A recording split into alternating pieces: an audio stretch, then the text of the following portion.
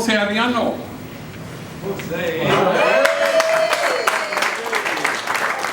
Good morning, everybody. Good morning. So my thought for the day is sing your song. And many moons ago, I was in the Los Angeles County Jail. And, like oftentimes things happen and, you find yourself in the hole. And I happened to find myself in the hole, and we were back there, and for some of us knew each other because a lot of people went to the hole at once, and some of us got to know each other while we were back there. But it was a tough time because, sheriffs were coming in there in the middle of the night. They were taking our mattresses. They were putting us through the ringer. We didn't have books. If we got a book dropped off on our door, they would take it and throw it down the tier. It was just the law of the land. But what we did was we created the Art LeBeau show. So so every Sunday, and we would all look forward to the Art LeBeau show. And the homie Chucky would be Art LeBeau. And so, we would all speak through we had these little speakers in our sound. And every Sunday, like clockwork, we all looked forward to it because throughout the week we went through a lot. And it never failed, he would get on the line and he would do the best Art LeBeau impression that he could. And this is Art LeBeau, and I'm taking dedication. And so, one of the homies would jump on the line and be like, yeah, this is Travieso, and I want to dedicate, I'm still here to my girl. And so, what we would do was, whoever knew the song would just sing it. Damn. And so I loved music growing up. And I happened, and I had a good memory, and so I found myself singing most of the songs, right? And so it would be like a thin line between love and hate. One of the homies would dedicate, and I would jump on the, it's a thin line.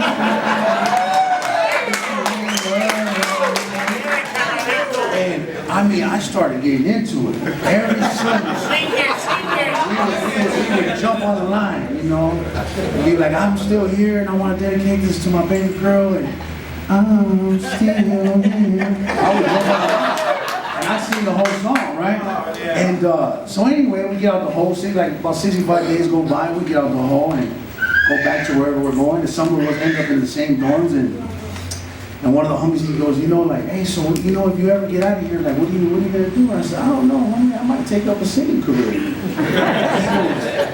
goes, look, homie, none of us wanted to tell you this when we were back there, but every time you sang the song, it sounded like a bunch of cats were crying. I said, damn, I thought I was singing like, Smokey Robinson. And so, I say all that to say, and I was thinking about this the other day about song and music, and actually I was talking with Emily. We've been on this same little vibration lately. So I want to share this. Like, say for instance, me and G, we busted a holly, right? And I know we're going left field now, but I'm gonna bring it back. We bust a holly, right? And we go and we hide in a bush somewhere. And the helicopter comes by. They could find us, right? Radar, whatever, sonar, whatever they call it, because of our heat, right? So we're emitting a certain degrees, a certain vibration at that frequency, it picks it up. The helicopter picks up that frequency, they go, there goes G. Not just because we're big, but there goes G and Jose. And they find us, they locate us because of that frequency. Well, what if I was to say is that our presence in the world, our smile, our laughters, our hellos, is our song. Is our song to God, is our song to our children, is our song to each other, is our song to God. And we're singing that song every moment that we exist. Every step we take, every conversation we're in, we're singing our song. For many years, I sang a really messed up song. A song of gangbanging and violence and pain and hurt. That was my song. And that was the song that I chose to sing until I realized that I controlled the frequency, that I could change the station. I didn't know that until I came to Homeboy Industries. And I heard the beautiful song that everybody here was singing. A beautiful song of love and kinship and community.